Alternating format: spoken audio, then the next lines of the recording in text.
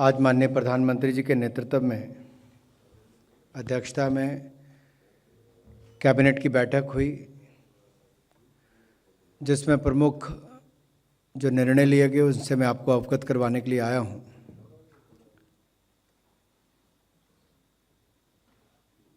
केंद्रीय मंत्रिमंडल ने प्रधानमंत्री आवास योजना ग्रामीण,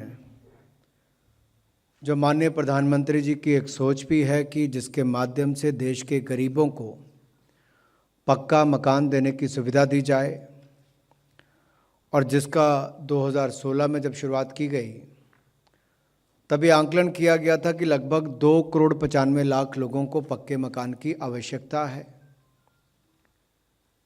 और जिसकी स्वीकृति भी दी गई थी, जिसमें से अब तक नवंबर 2021 तक 1,65,000 आवास 1,65,00,000 आवास बनाकर दिए जा चुके हैं, और सभी जो पात्र परिवार थे उनको इसके पैसे का भी दिया गया है।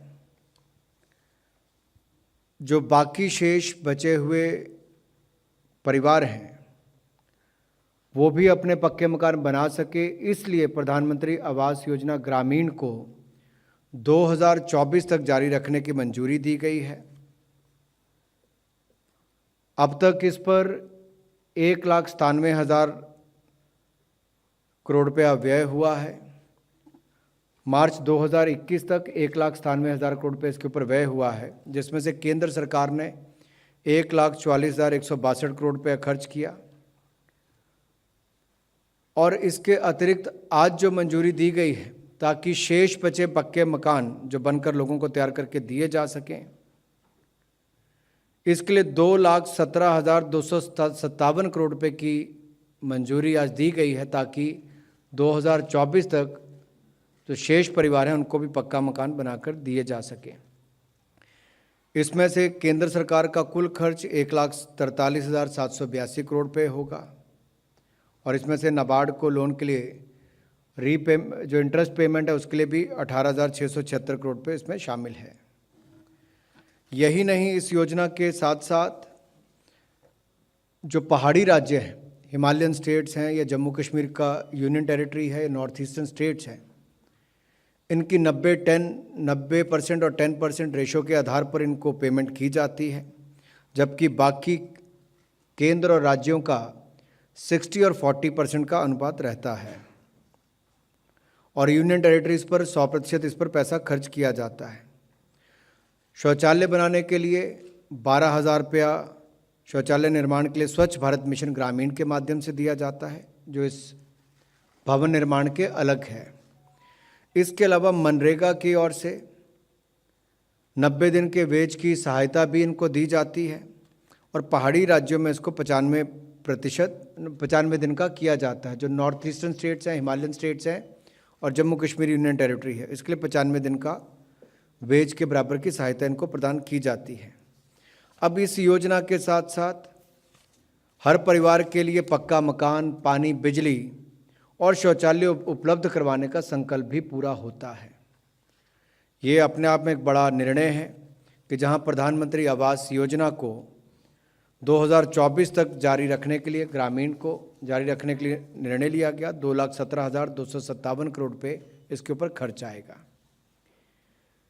इसके अलावा जो दूसरी योजना है जिसको आज मंजूरी दी गई, अटल जी के समय भी इंटरलिंकिंग ऑफ रिवर्स के बारे में बात होती थी, उसके बाद जब दूसरी सरकारें आई तो उसमें कुछ विलंब भी हुए।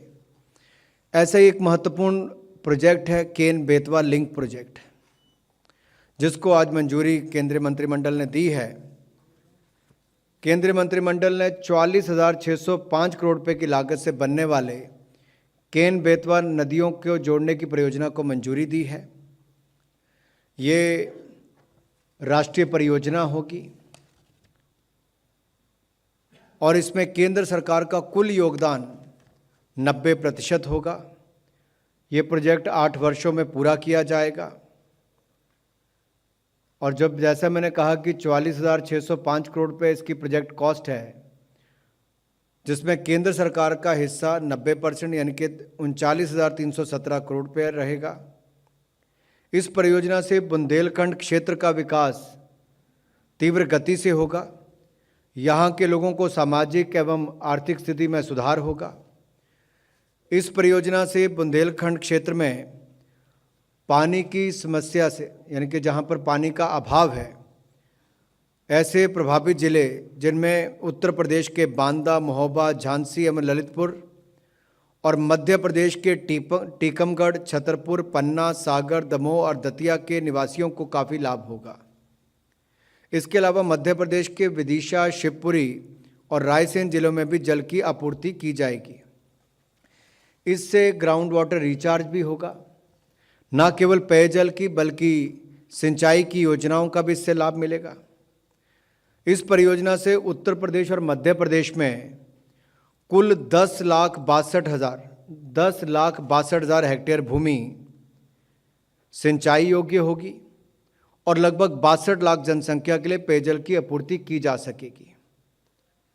अब ये 10 लाख हेक्टेयर भूमि जो है, इसमें से 8,11,000 हेक्टेयर मध्य प्रदेश में है और 2,51,000 हेक्टेयर उत्तर प्रदेश में सिंचाई योग्य होगी, जहाँ पे सिंचाई की व्यवस्था, पानी की व्यवस्था इसके माध्यम से की जाएगी। उत्तर प्रदेश में 2 नए बैराज बनाने के लिए इसके माध्यम से बनेंगे, जहाँ पर 1,26,000 हेक्टेयर अतिरिक्त सिंचाई की व्यवस्था विकसित की जाएगी। इसी प्रोजेक्ट में 103 मेगावाट पनबिजली परियोजना के माध्यम से 103 मेगावाट बिजली उत्पन्न की जाएगी और 27 मेगावाट सोलर ऊर्जा का उत्पादन किया जाएगा। मध्य प्रदेश में केन नदी पर दौधन ग्राम में एक बांध का निर्माण किया जाएगा और यहाँ से 176 किलोमीटर की लिंक कनाल का निर्माण किया जाएगा, जो केन और बेतवा नदियों को जोड़ेगी। उत्तर प्रदेश में भी, जैसा मैंने कहा, कि बरियारपुर के पास 2 नए बैराजेस का निर्माण किया जाएगा और इससे कनाल पाइपलाइन और कमांड नेटवर्क का निर्माण करके सिंचाई और पेयजल की योजनाओं को पूरा किया जाएगा।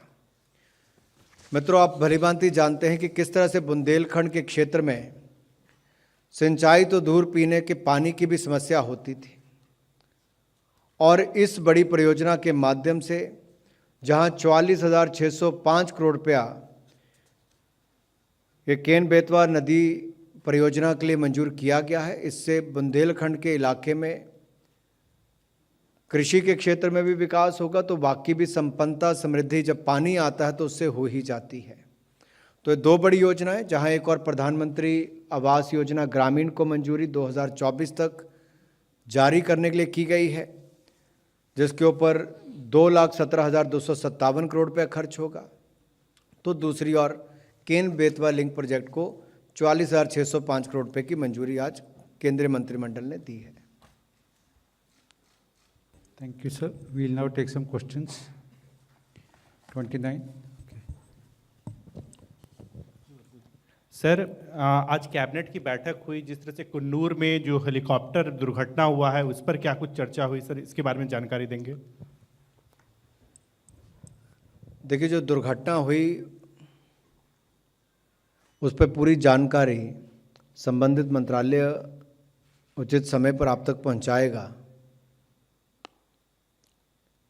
मैं केवल कैबिनेट में जो आज निर्णय किए गए हैं, जो प्रधानमंत्री आवास योजना ग्रामीण को 2024 तक जारी रखने के लिए, जिसके ऊपर 2,17,000 करोड़ रुपये से ज़्यादा खर्च होंगे, और केन बेतवा लिंक प्रोजेक्ट जो पेयजल और सिंचाई योजना और साथ में पन बिजली परियोजना और सोलर प्रोजेक्ट को भी पूरा करेगी, 44,605 करोड़ रुपये उसके ऊपर खर्च होगा, उसकी जानकारी आपको दे रहा हूँ।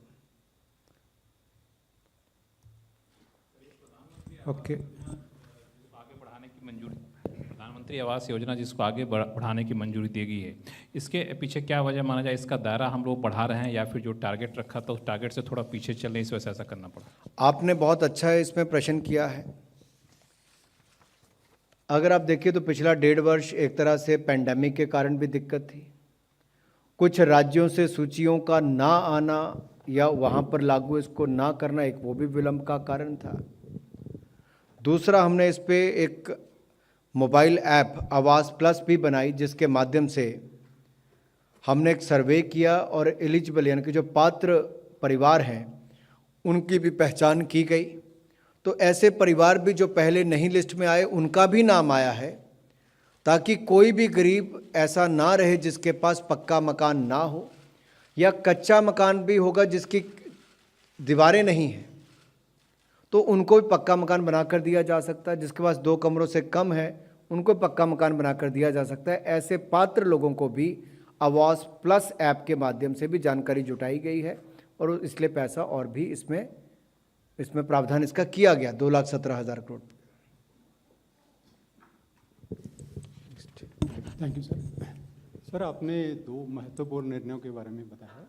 क्या किसी बिल के बारे में भी चर्चा हुई आज कैबिनेट में जो अगले सप्ताह में पार्लियामेंट में आ सकता है? मेरा विचार क्रिप्टो करेंसी के बारे में जानना। Thank you.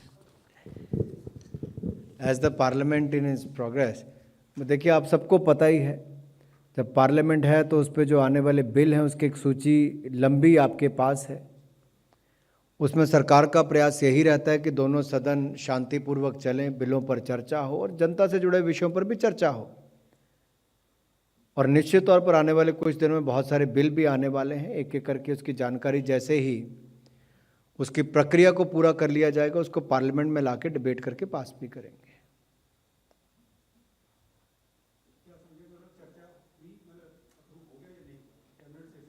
नहीं, कैबिनेट की प्रक्रिया तो है ही, बिल वहाँ से पास होकर फिर उसके आगे भी प्रक्रिया है पार्लियामेंट में आने तक की।